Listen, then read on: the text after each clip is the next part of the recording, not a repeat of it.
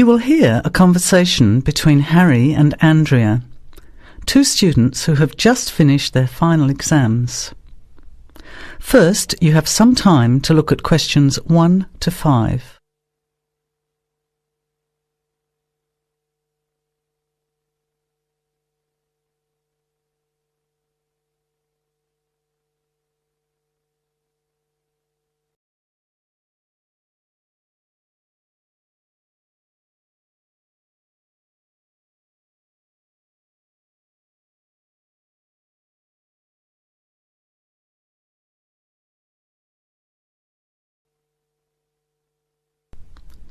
Now, let's begin. Answer the questions as you listen. You will not hear the recording a second time. Listen carefully to the conversation and answer questions 1 to 5. Hi, Andrea. How are you feeling now that exams are over? It's fantastic to have finished, isn't it? And to sleep in every morning. What about you? Well, I've been catching up on sleep too, but I've got a lot to do before I leave for England. Perhaps you could give me some advice.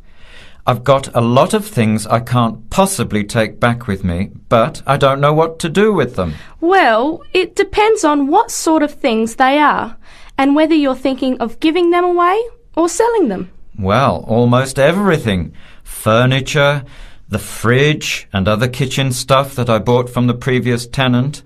But the new people have already got what they need, so they're not interested in buying stuff from me. I can't afford to give it away, but I'm not sure how to sell it all. Oh, and there are some clothes and books as well. Why can't you take them? The books are really heavy. It's so expensive if you exceed the airline baggage allowance. And the clothes just won't all fit in my suitcase. It's amazing how much stuff I've accumulated since I've been here. Anyway, I don't think I'll need as many summer clothes in England as I have here in Australia. I see. Well, there are several alternatives. First of all, you could put up notices around the university about the books. You know, on the notice boards in the Student Union building and in the economics department. Anywhere second and third year students will see them. People are always keen to buy cheap textbooks. OK, what should I say on the notices? Just put the titles, authors and price you want, your name of course, and maybe put your phone number on those little tear-off tags. That's a good idea. And what about the furniture? You could try doing the same thing, but usually students are away all summer, so they don't want to buy furniture now. Another place to try might be a second-hand shop. Someone from the shop will usually come around and give you a free quote, and then you can decide. But you don't usually get much money for that sort of stuff. Before you hear the rest of the conversation, you have some time to look at questions 6 to 10.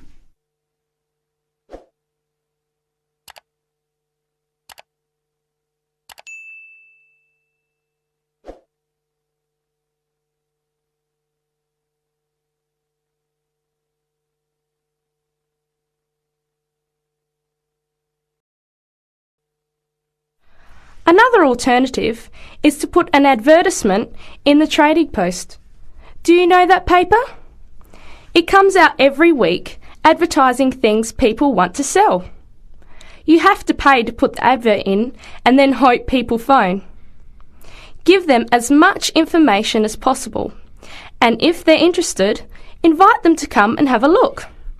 The hard part is agreeing on a price. No, I haven't seen the Trading Post, but I should have a look at it. And I could advertise the fridge, the microwave and the furniture. But the kitchen stuff isn't really that good. You know, old cutlery, a few pots and pans and some plates and things. What shall I do with them? Well, another option is to donate the kitchen things to a charity shop. You know, like the Salvation Army or St. Vincent de Paul. Why don't you get a second-hand shop to give you a quote first? Yes, I could do that. Find out how much they'll give me and then decide whether to sell them or give them away. But I've still got the clothes. A charity shop will take them too, as long as they're in good condition. And even though you don't get any money, at least you know that someone who really deserves some help has benefited. That's a good point. I'll advertise the expensive stuff, the furniture, and donate the clothes and kitchen stuff. Let's go and buy a trading post and you can help me write the advert. Well, actually, I'm interested in buying the fridge and the microwave, depending on the price, of course. OK, let's see how good you are at bargaining. That is the end of section 1. You have half a minute to check your answers.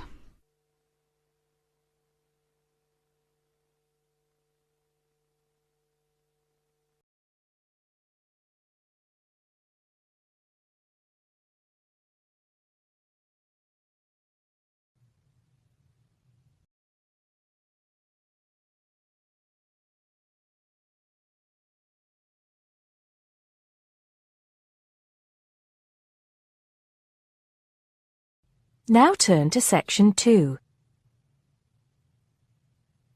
Section 2.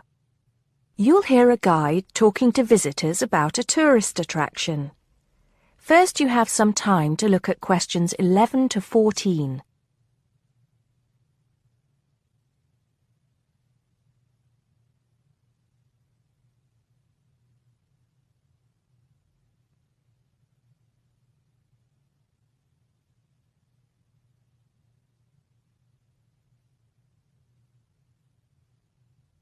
Now listen carefully and answer questions 11 to 14. Good morning, everybody. Welcome to the Roman Baths. My name's Amanda, and I'm your guide for today. Before we begin the tour, I'd like to point out that we have child carriers, free of charge, of course, for those of you with young children, and I can see that there are 1 or 2 of you here this morning. It might make things a bit easier for you than using a pushchair. If you don't want to carry your coats and bags around with you, there is a cloakroom behind reception where they'll be quite safe. Also, should anyone want to use the bathroom, there's one here in the reception hall, opposite the ticket office, and another one by the shop where we end our tour, right by the exit. Having mentioned the shop, I should tell you that it's full of interesting things for you to remember your visit by. Posters, postcards, replicas of the Gorgon's head, the Haruspex stone, and the statues that you'll be seeing on your tour. There are also games, books and videos for children and other souvenirs. Our first stop will be the terrace, where you will get your first view of the baths. Now, the statues that line the terrace here are of Roman emperors, governors of Britain, and various military leaders. These aren't from Roman times either. In fact, they were sculpted in 1894, especially for the grand opening of the baths in 1897. But what you can see from here is only a fraction of the whole Roman bath site, which stretches below ground level under the surrounding streets and squares of the town. While we're here on the terrace, getting our first look at the baths, let me fill you in on a bit of the history. This site, with its hot springs, has long been seen as a sacred place, and the first people to build here were the Celts, and the shrine they built was dedicated to the goddess Sulis. Of course, back in those days they had no way of explaining how hot water came to be bubbling out of the ground, so they believed it to be the work of the gods. When the Romans came, they too built a temple here and dedicated it to their goddess, Minerva. Before you hear the rest of the talk, you have some time to look at questions 15 to 20.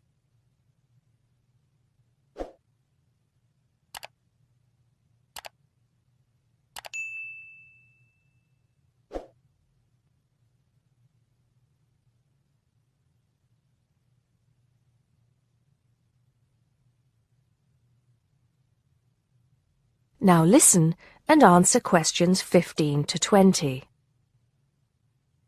The bath you can see from here is called the Great Bath. Not very imaginative, I know, but it is the biggest. Impressive, isn't it? At one time it was housed in a huge vaulted hall 40 metres high, which for many people of the period must have been the largest building they'd ever seen in their lives. The bath itself is 1.6 metres deep, ideal for bathing, and has steps leading down to the water on all sides. The niches or alcoves you can see all around the bath would have had benches and possibly small tables for drinks and snacks. Not a bad way to spend your free time, relax, and tell yourself it's all good for your health. Let's move on to our next stop, the sacred spring. This is the heart of the site, where the hot water bubbles up from the ground at a temperature of 46 degrees centigrade. The water comes up from a depth of between roughly 2,500 and 4,500 metres, where geothermal energy raises the water temperature to between 64 degrees and 96 degrees. Over 1 million litres of this hot water rise up here every day, and as well as being hot, the water is rich in minerals, and it was thought it would cure various ailments and illnesses. In fact, people came here from all over the Roman Empire to try out its healing powers. Before we take a look at the changing rooms and saunas, which are known as the East Baths, and the plunge pools and heated rooms of the west part of the bathhouse, we'll pass through the site of the temple and the temple courtyard. Here we are. This temple is one of only 2 known classical Roman temples in Britain. The other is the Temple of Claudius at Colchester. This temple is said to date from the late 1st century AD, being built between 60 and 70 AD. But the original temple has been knocked about and added to over the centuries, and what you can see here are just bits of the original temple. Okay, shall we move on? That is the end of section 2. You now have half a minute to check your answers.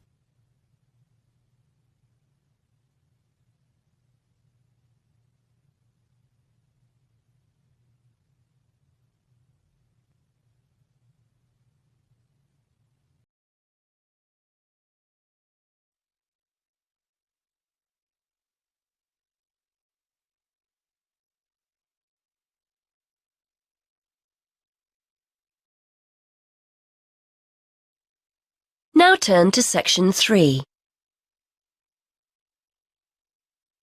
Section 3. You will hear a conversation between a university tutor and a student about a jobs fair. First, you have some time to look at questions 21 to 23.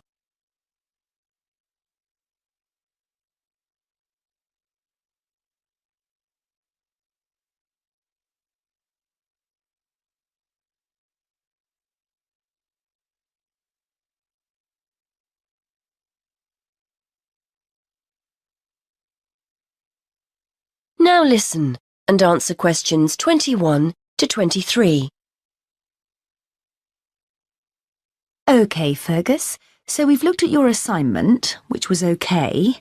Now, before you go, you know about the jobs fair that's coming up, don't you? Yes, it's the week after next, isn't it? The whole week, is that right? That's right. Monday through to Friday. I'd suggest making sure you get along there on Tuesday and Wednesday. Engineering companies tend to be more prominent then, rather than on Monday or the end of the week. Yes, I've got the programme for this year, and it looks like those days will be best for me.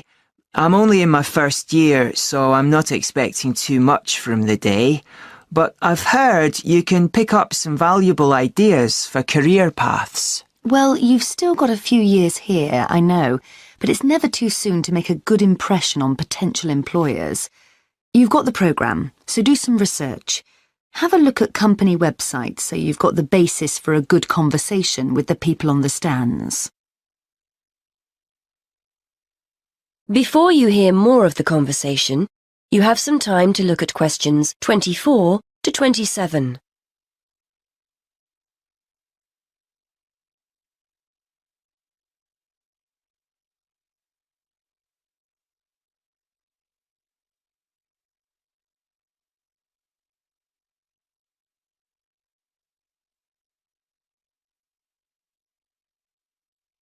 Now listen and answer questions 24 to 27.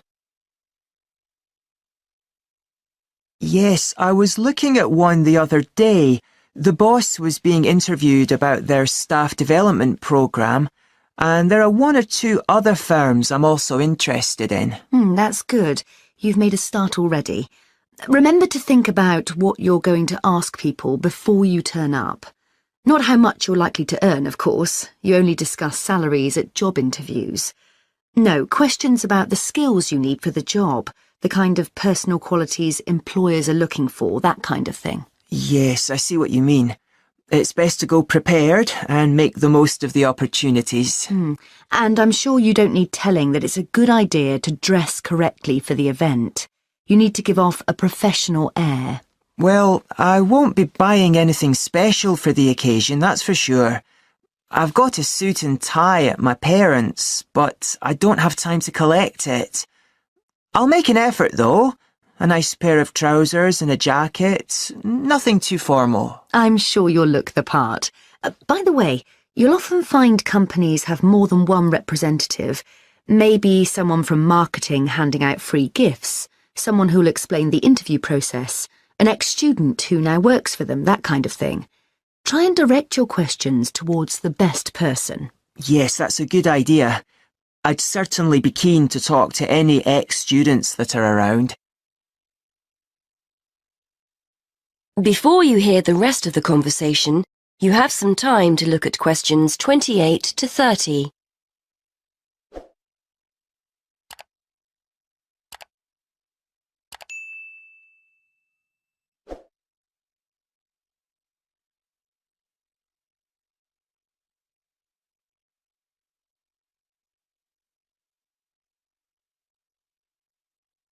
Now listen and answer questions 28 to 30. I'm sure you'll find the whole thing really useful. It's important to go to these events, and we always get great feedback from students who've attended. As long as you go with the right expectations. It's unlikely you'll come away with the promise of a job, of course.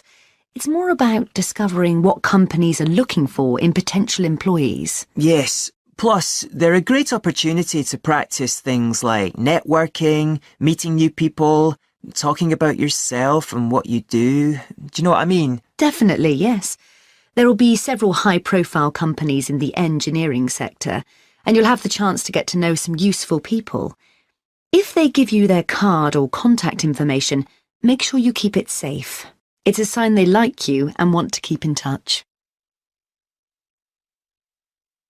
That is the end of section 3. You now have half a minute to check your answers.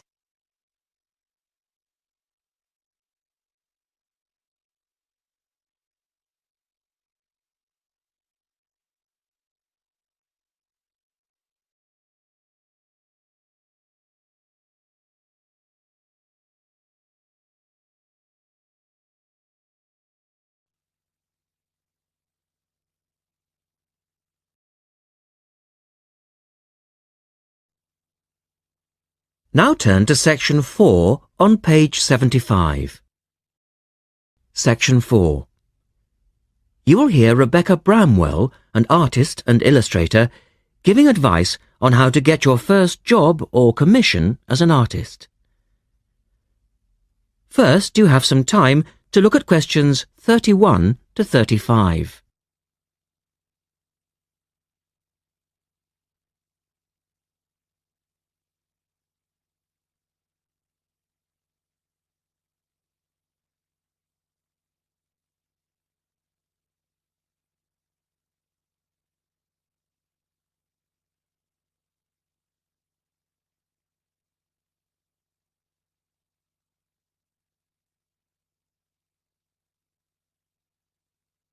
Now listen carefully and answer questions 31 to 35.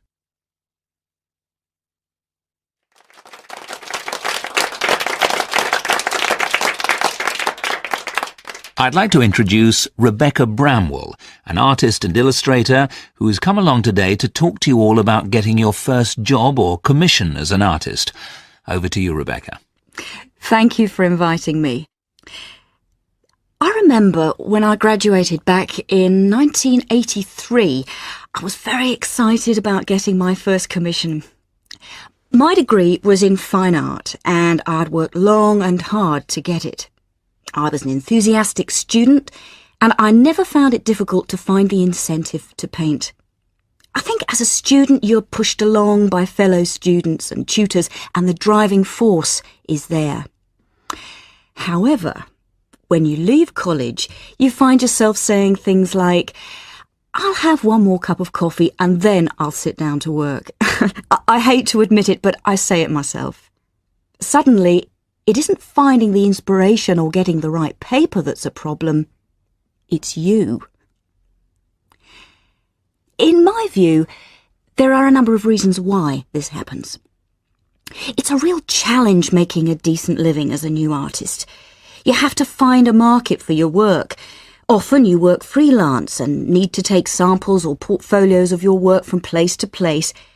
These experiences are common to a lot of professional people. But artists also have to bare their souls to the world, in a way. More than anything, they want praise. If people don't like what they create, then it can be a very emotional and upsetting experience hearing them say this. I began to realise that these problems were preventing me from having a career in art, and so I decided to experiment. I was a painter, but I started to dabble in illustration, drawing pictures for books, cards, and this offered me the opportunity to become more emotionally detached from my work. I was no longer producing images from the heart, but developing images for a specified subject, taking a more practical approach. I began to develop a collection of my illustrations, which I put into a portfolio and started to carry around with me to show prospective clients and employers. But it was still tricky because publishers, for example, want to know that your drawings will reproduce well in a book. But without having had any work published, it's hard to prove this. Having a wonderful portfolio or a collection of original artwork is, of course, a first step. But what most potential clients would like to see is printed artwork, and without this evidence, they tend to hold back still when it comes to offering a contract. Look at questions 36 to 40.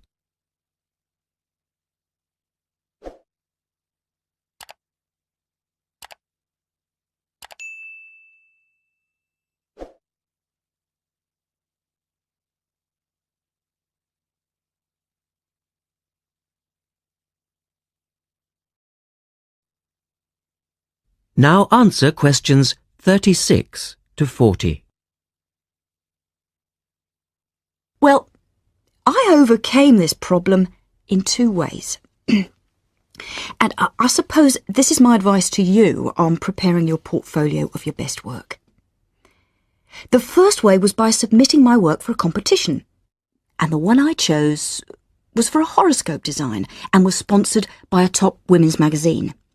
There are a few of these competitions each year, and they offer new illustrators an opportunity to showcase their work. The other approach I took was to design and print some mock-up pages of a book. In other words, I placed some of my illustrations next to some text in order to demonstrate how my work would look when it was printed.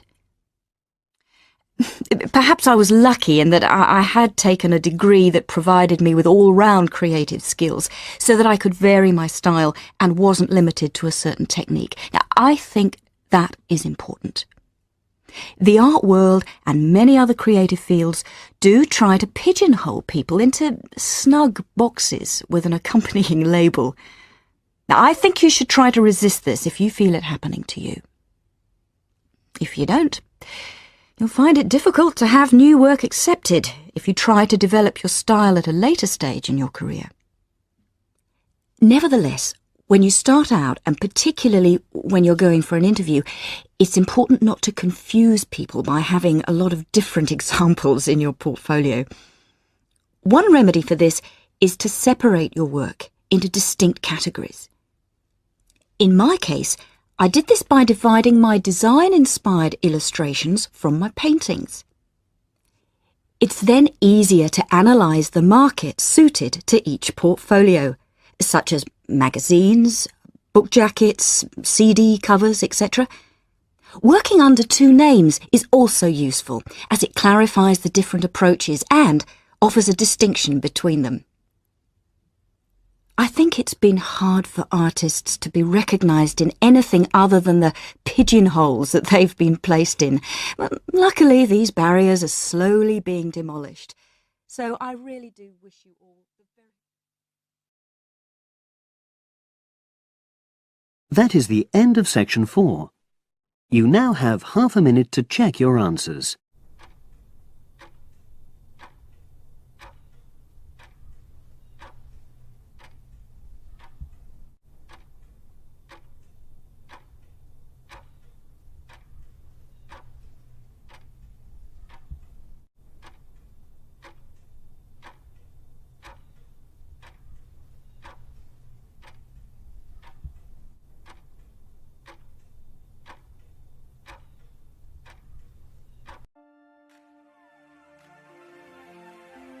That is the end of the listening test.